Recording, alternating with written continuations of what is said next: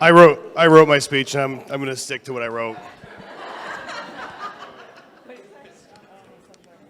I just wanted to start off today by saying that how emotional today has been.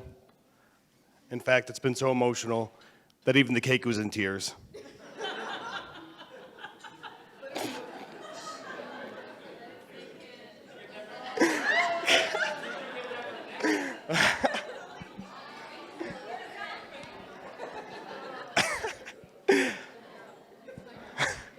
All right, I'm not here to make you laugh with wedding cake jokes. I'm here to express the joy I have in my heart for the union of this man and this woman here, and I truly couldn't be happier for them. For those, though, who don't know me, I'm Ryan. I'm Andy's better-looking younger brother. Some say good looks run in our family. Others would agree. Everything else is lie and slanders. I was honored when Andy asked me to be his best man, even if he had to be relentlessly hounded by Carly into saying the words out loud.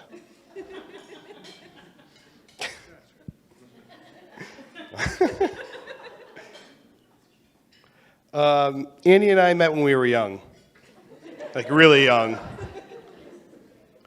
And though my early memories of Andy are scattered, they are quite fond and dear to my heart. I remember us being close during those early years, whether we were playing games in our grandparents' yard, riding bikes, watching Saturday morning cartoons, or sitting around the table playing with Ninja Turtles. Growing up, I always thought Andy was the coolest. As his little brother, I wanted to be just like him in every way. I would do the same things that he did and even begin to like the same things that he liked, whether it was comics, wearing hats, or even hockey. I wanted to like the same things so that we could hang out together and have common interests to bond over. As we got older, this didn't work well. Although I guess it's natural for an older brother to not want to hang out with his younger brother as much, I will refer to this period as the Dark Ages. This was the time where we revised our roles as brothers and became adversaries. During this time, I had everything to prove to Andy that I was still relevant and worth hanging out with, but this backfired. Suddenly, everything became a contest. I'll be the first to admit that Andy was better than me at everything we did. I could not beat him. We would get into arguments which would generally lead to us wrestling, which would lead to the same result time after time. Andy would pin my arms down with his knees, leaving me as helpless as a fish out of water. And add insults to injury, he would slap me in the face while rubbing his victory, rubbing it in verbally with taunts. This would fill me with the same anger and rage as the Hulk gets, but without any of the rage-induced strength that he wielded. Andy also beat me at every sport we ever played together. Every video game we ever played each other, whether it was NBA Jam or Street Fighter II Turbo. While I would take the time to learn all the moves, Andy would be the same character, always, Ken, and he would constantly do the same tripping move, so I couldn't stand up or fight back. Until eventually, I would succumb to defeat by the most powerful of karate moves, the trip. And we are adults now. And Andy, I've accepted you for the dirty cheater and butt masher that you are.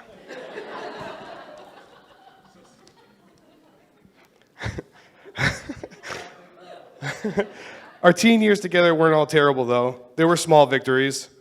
Like the time we were wrestling, in a last-ditch effort to escape, I sent out a wild kick, which connected to his head, pushing his face into the bunk bed ladder, knocking out half of his tooth. I think that was the day that Andy realized I can be a force to be reckoned with. And I'm sure he still realizes it when he looks in the mirror. As we grew older,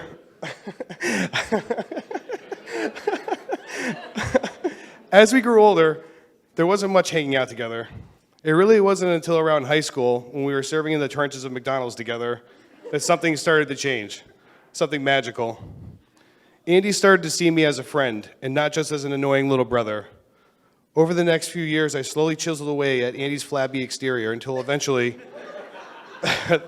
the no's started to wither away and die and the yeses started to grow. We started talking more, opening up to one another, and even started hanging out. It turns out that once we started hanging out and talking, that we had a lot in common, and we really liked each other. This created a snowball effect for us hanging out all the time. And in a big brother fashion, Andy started to show me a few things he had learned in his advanced years, like how to smoke weed, or how to get drinks at a bar when you're underage, or how not to pay your excise tax when it first comes in the mail because excise taxes are stupid.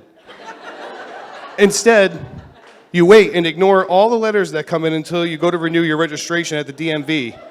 And you can't, because the excise tax has been sent to a third-party collector who is far away and only accepts cash payments.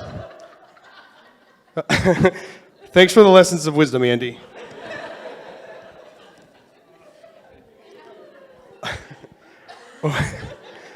Over the years, my brother and I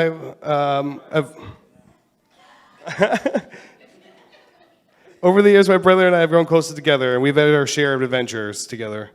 By that I mean we've had drunken nights that we do not remember and will never remember. We have traveled together, we have lived together. At times he slept on my couch when he's needed a place to live, and I have slept on his when I needed one too. He has always been there for me whenever I needed him. He truly became my best friend and someone I know I can always confide and laugh with. As we grow older and we live our separate lives, we don't always get to see each other as often as we'd like to, but it just makes it all that more special when we do. Carly. My sweet Carly. Where do I begin? My first impression of Carly was, I didn't think it was possible for someone to have such an unhealthy obsession with the state of New Jersey.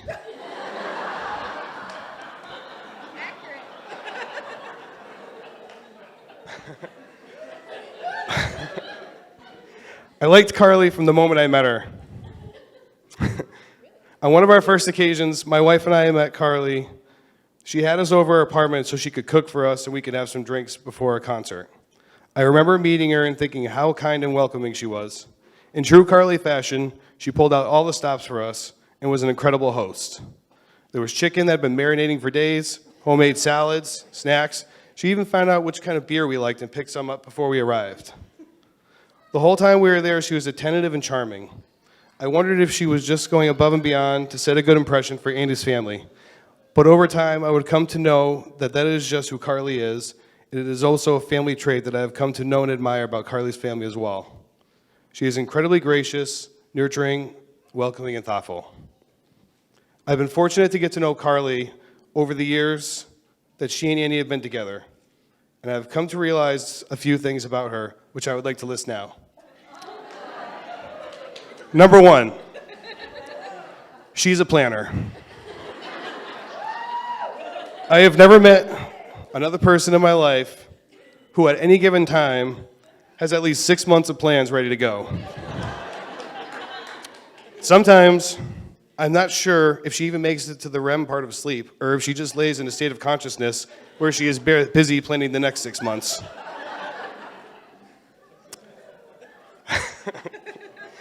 There are no limits to her generosity. Carly would give you the shirt off her back. She puts together a hell of a gift basket. She has thick skin and a sense of humor, which you will need if you are marrying into the Dominik family and plan to wake up next to Andy every morning.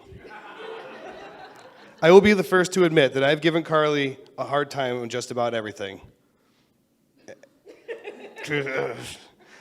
I want you to know that I give you a hard time and torture you with jokes about your beloved New Jersey because I'm so comfortable around you, and because for the longest time now I've already considered you to be a little sister to me. You have gone above and beyond to immerse yourself into our family, and I can tell you that we all really appreciate everything you do and are so glad to have you officially joining the family. And we are thankful that you've always made such an effort to include us with your family as well, which is a huge mistake. The Dominiks are invasive. We will infiltrate. We will show up at your house without calling first. Go through your refrigerator and borrow money. Looking at you, John.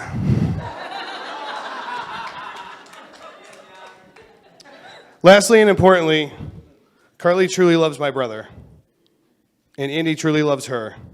I've seen you two grow together over the years, and there is no doubt in my mind that you two are meant to be together.